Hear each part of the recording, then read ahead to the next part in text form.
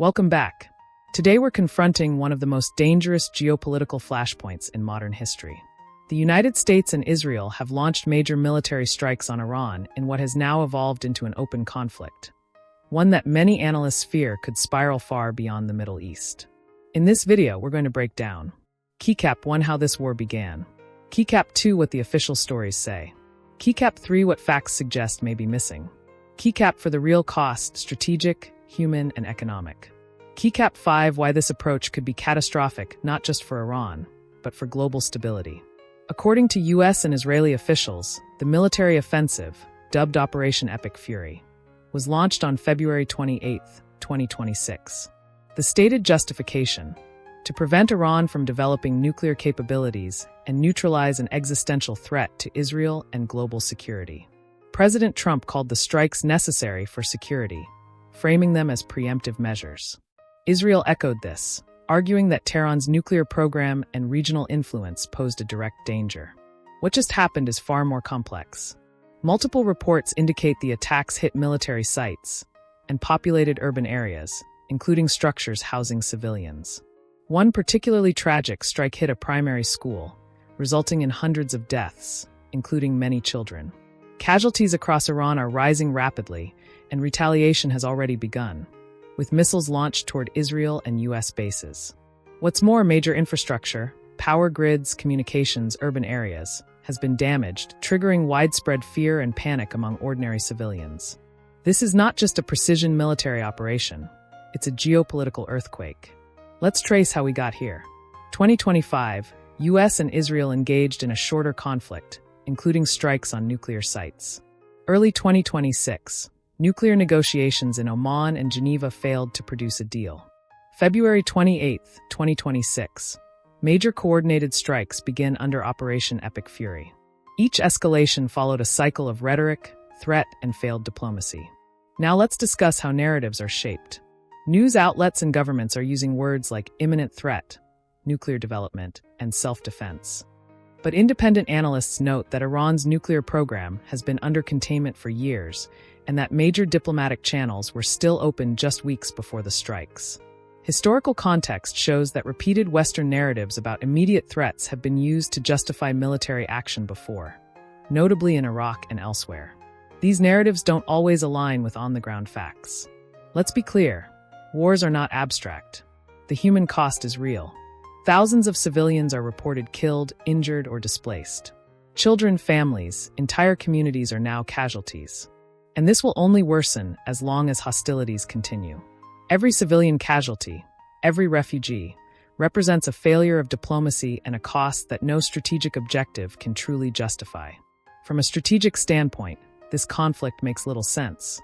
War with Iran will disrupt global energy markets, trigger wider regional alliances into action, increase anti-Western sentiment across the Muslim world, strengthen hardliners in Tehran, ruin years of limited diplomatic progress.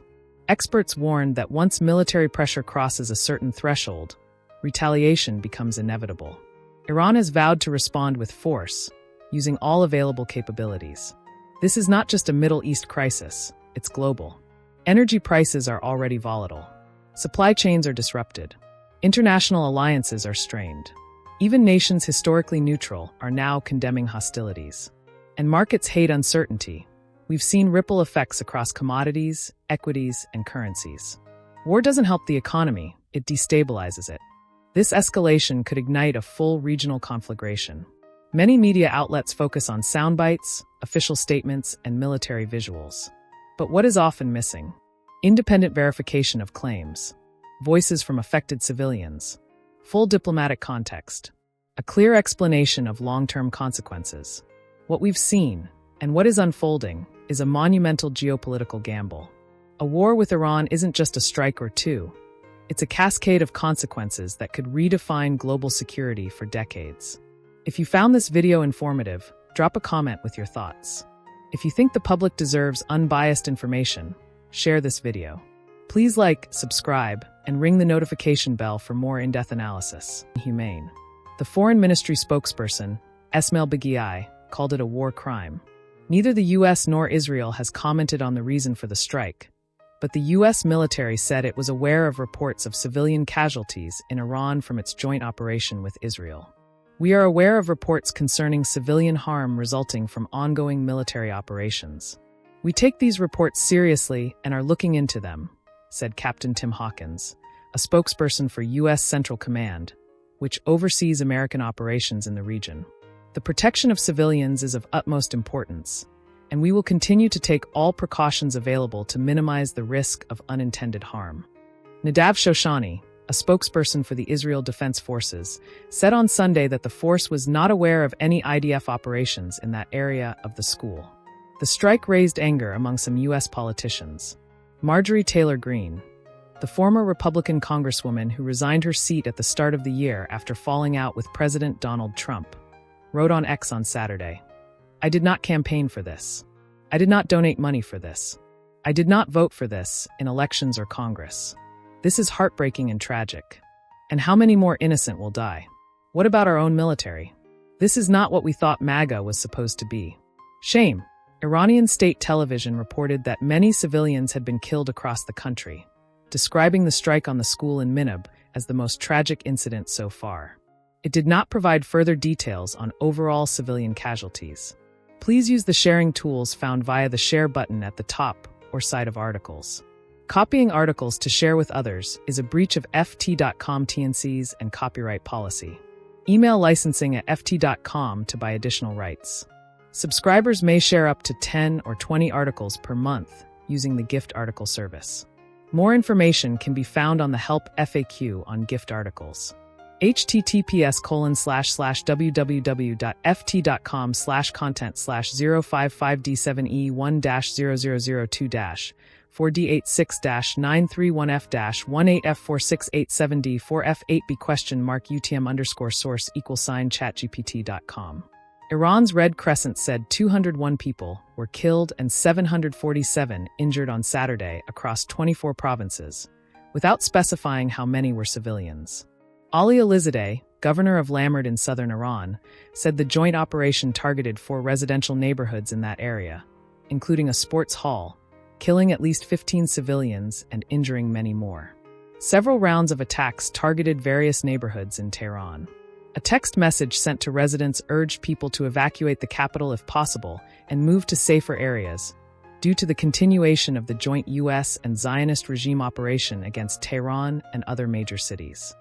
Roads leading from Tehran to coastal cities along the Caspian Sea in the north have been converted to one-way routes and are crowded with residents fleeing over fears that residential buildings could be targeted. During the June 2025 war with Israel, which centered on Tehran, officials said more than 8,500 buildings were damaged, 650 were completely destroyed, and more than 1,000 civilians were killed nationwide. Iran has launched a barrage of retaliatory missiles aimed at Israel and U.S. bases across the region, denouncing the two countries' airstrikes as a breach of the UN Charter and an act of flagrant aggression designed to end any possibility of a diplomatic resolution. Iran's Red Crescent reported 201 deaths and 747 injuries in day-long attacks across 24 provinces, mainly directed at Islamic Revolutionary Guard's core headquarters and missile launch sites. Iran's foreign minister, Abbas Araghchi, admitted Iran had lost 1 or 2 senior commanders in the opening raids, and the Iranian Foreign Ministry spokesperson, Esmail Baghiei, said he was not in a position to confirm or deny whether the supreme leader, Ayatollah Ali Khamenei, was alive. Satellite images showed his compound in Tehran as a charred ruin incinerated by bombs, but Iranian officials said the 86-year-old leader had not been in the building. Iran's foreign ministry called on Muslim and non-aligned states to denounce the attacks as a breach of the UN Charter, pointing out that the U.S.-Israeli strikes on Saturday were the second such attack in a year, while Iran was in the middle of sensitive negotiations over its nuclear program. Iran described the talks as a U.S.-Israeli deception operation. The talks had focused on setting up a verifiable process whereby Iran could not acquire the materials for a nuclear bomb.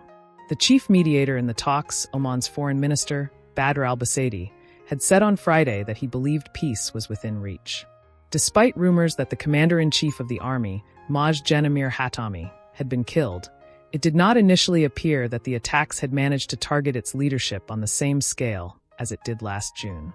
But it was reported that the Revolutionary Guard's commander, Mohammad Pakpour, was killed, and the home of the leading reformist and former Prime Minister Mir Hossein Mousavi was badly damaged.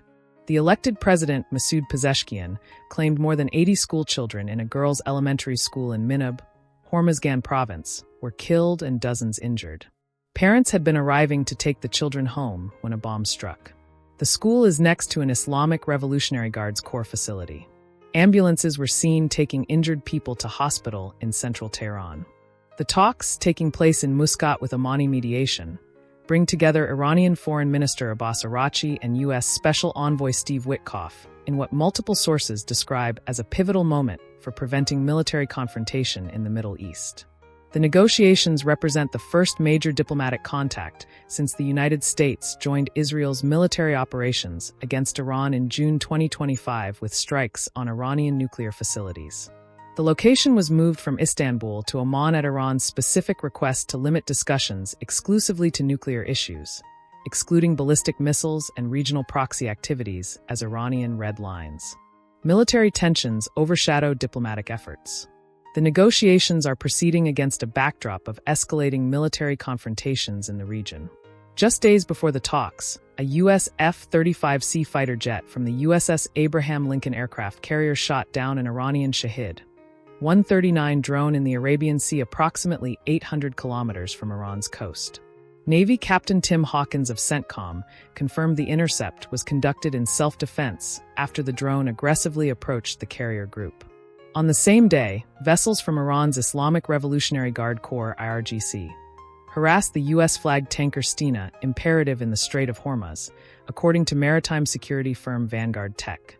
These incidents caused oil prices to rise by more than $1 per barrel and highlighted the precarious security situation as diplomats attempted to find peaceful solutions. Nuclear program at critical juncture. Iran's nuclear program has advanced significantly since the U.S. withdrawal from the JCPOA under the first Trump administration in 2018. Tehran is currently enriching uranium at 60% purity, far exceeding the 3.67% limit established in the original nuclear deal and approaching the 90% threshold needed for weapons-grade material. Intelligence reports suggest Iran possesses enough enriched uranium for multiple nuclear weapons if weaponized. Potential Iranian concessions reportedly under consideration include a 3-year halt to uranium enrichment and the transfer of existing stockpiles to a third country, likely Russia. These measures would represent substantial rollbacks from Iran's current nuclear capabilities and could provide the foundation for renewed international monitoring and verification. Regional powers rally behind diplomacy. An unprecedented coalition of Middle Eastern powers has endorsed the diplomatic process, with Saudi Arabia, the United Arab Emirates, Qatar, and Egypt all supporting the negotiation framework. This regional consensus reflects widespread concerns about the economic and security implications of a potential military confrontation between the U.S. and Iran. The support from traditional rivals in the region underscores the high stakes involved. A breakdown in negotiations could accelerate toward military solutions that would destabilize global energy markets, disrupt maritime security in the Persian Gulf, and potentially trigger a wider regional conflict involving multiple nations. Domestic pressures drive negotiation urgency. Both governments face significant domestic pressures that add urgency to the diplomatic process. Iran is grappling with severe economic sanctions that have created a regime survival imperative for sanctions relief, while also dealing with the aftermath of widespread protests that have resulted in over 42,000 arrests according to human rights organizations. The Trump administration, meanwhile, seeks a foreign policy victory while avoiding the military risks associated with a direct confrontation with Iran. However, the president faces pressure from Republican hawks in Congress who view diplomatic engagement as potentially appeasing Iranian aggression. Scope disagreements threaten progress. The fundamental disagreement over the negotiation agenda poses the most significant obstacle to progress. Iran has established clear red lines around its ballistic missile program and regional activities, demanding compartmentalized nuclear-only discussions. Iranian officials argue that missiles and proxy support are sovereign defense matters separate from nuclear compliance. The United States maintains what officials describe as an integrated threat matrix, requiring a comprehensive solution that addresses all dimensions of Iranian regional behavior. Secretary Rubio has been explicit that any lasting agreement must include verifiable restrictions on missile development and support for groups like Hezbollah and the Houthis. Historical context and international stakes. The current negotiations take place amid a complex global diplomatic landscape that includes ongoing Ukraine-Russia peace talks in Abu Dhabi, the recent expiration of the New START nuclear treaty between the US and Russia, and heightening tensions with China over Taiwan and trade issues. Success in the Iran talks could provide a rare example of diplomatic conflict resolution in an increasingly polarized international system. Conversely, failure could accelerate military solutions and undermine the global non-proliferation regime at a time when multiple nuclear programs worldwide require urgent attention. Implementation challenges and verification. Even if negotiators overcome the scope disagreements, substantial technical and political challenges remain in implementing any agreement. The original JCPOA required years of detailed negotiations to establish verification mechanisms, sanctions relief timelines, and dispute resolution procedures. Current discussions must address advanced centrifuges and enrichment capabilities that did not exist during the original negotiations, as well as Iran's expanded regional presence and more sophisticated ballistic missile arsenal. International monitors would need unprecedented access to verify compliance with any new restrictions. Global economic and security implications. The negotiations carry implications far beyond the bilateral US-Iran relationship. The Persian Gulf hosts approximately 40% of global oil transit, making regional stability crucial for international energy markets. Maritime security in the Strait of Hormuz affects shipping routes vital to global commerce. Regional allies, particularly Israel, have expressed concerns about any agreement that fails to address Iran's missile capabilities and proxy support network. Israeli officials have indicated they would reserve the right to independent military action if diplomatic solutions prove insufficient to address perceived existential threats. Next steps and future prospects. The talks are expected to continue through multiple sessions, with both sides indicating that substantive negotiations could extend over weeks or months. The initial sessions will likely focus on establishing common ground on nuclear restrictions before addressing the more contentious issues of missiles and regional activities. Success will require unprecedented compromise from both governments. Iran would need to accept significant constraints on its nuclear program and potentially its regional activities, while the United States would need to provide meaningful sanctions relief and security guarantees.